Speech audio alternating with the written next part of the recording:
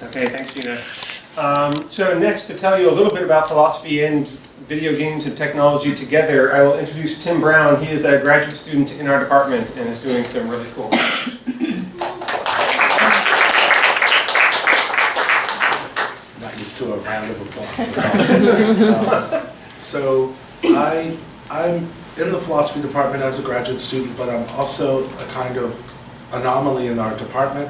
I also work in an electrical engineering laboratory called the Biorobotics Lab. And what we do is anything that has to do with human-computer interaction.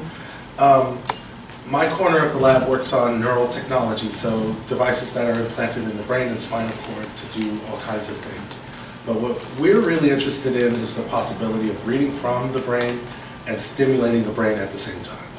And so I'm really interested in video games from that perspective.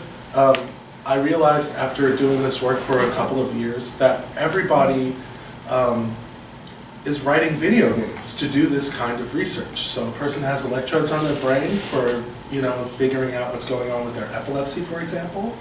And they have a bunch of hungry graduate students around them asking, them to do experiments. What do those experiments look like? Well, they're games written in Unity, which is a video game engine that allow them to control a cursor with their brain, that kind of thing. And more neural technologies are becoming consumer technologies. And people are now using those devices to, play video games. So imagine there's a company called Neurable that asks you to imagine a VR headset with a set of electrodes that reads from your brain to do things in the game. So imagine playing a video game where you're a wizard and you think spells to cast them. Kind of cool. Fireball, right?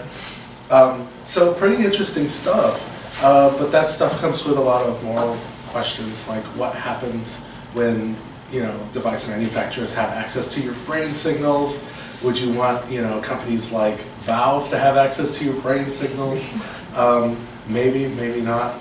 But also interesting metaphysical questions, what I call metaphysical questions or ontological questions, so questions about what's real. So if you become really immersed in a game to where your brain is tied into the game itself, how do you distinguish between what's in the game and what's outside of the game, especially after certain thresholds have been passed for realism, right? How realistic should these things be? How seriously should we take them as pieces of fiction? Should we just take them as part of our regular lives? So on and so forth. So I'm really interested in those kinds of questions. But I'll be hanging around these stations. We'll talk about all kinds of crazy things where video games and philosophy come together. So just find me and we'll talk. All right, thanks, Tim. Ask Tim any questions you have about video games. He knows more about video games than anybody else I've ever met. Okay, let me tell you a little bit about the stations that we have here. So firstly, some philosophical questions you can ask about video games. Can video games be art? One of the research areas I have is aesthetics, philosophy of art. And within that, I like to specialize in philosophy of film and video games. 100 years ago, when film was new, people thought, oh, film can't possibly be art. People acting on the stage, we know that as an art form. A film is just a recording of it. That's no more art than just the CD that you can buy with the music on it. The music is the art. 100 years later, that conversation seems silly. Of course, films can be amazing masterpieces and artworks. But surprisingly, we're having the exact same conversation about video games. We can't learn from history. So famous film critics who think, oh, of course films can be art, like Roger Ebert, say things like, video games cannot possibly be art. And it's not just people in the film world. You have video game creators, like the maker of this game, who says video games can't be art. Why would people say that? So as you play some of these games, like Metal Gear Solid 2, or we have Limbo up here, which is an aesthetically beautiful game in my opinion. There's two iPads in the middle of the room on this little wooden table. And play the games Monument Valley or Leo's Fortune on either of those if you haven't seen them before. They're wonderful, beautiful games, awesome aesthetic experiences. But of course, they're not just pretty images. They're also games. They're puzzle games, puzzle platformers. So they combine both aesthetics and gameplay. Why can't that be art? And if you think it is art, how would you answer people, the naysayers? So there's one exhibit for you. Exhibit number 2. People always love to ask moral, ethical questions about video games, and that's a big branch of philosophy. I don't just mean questions like, do video games make us bad people or more violent? We can set that question aside. There's lots of research that suggests there's misguided premises when people make that argument. But nonetheless, you might think games can be morally complicated. Is it ever wrong? Should I ever feel bad about doing something in a video game? Is it just like when I played Grand Theft Auto 5, so you can play that game in the back of the room and do all sorts of immoral things, or play Metal Gear Solid, and you can assassinate people or run over pedestrians in your car. Should you feel bad about it? It's just pixels on the screen, so you might think there's no way, there's nothing morally complicated here. I get to indulge in these guilty pleasures and no harm done. But if you think that, then imagine, are there no video games that we ought to ban? Steam has had a lot of controversy trying to solve this question recently, and they need some people with knowledge about morality and ethics to inform those discussions. Like, what about games that involve torturing children or molesting children?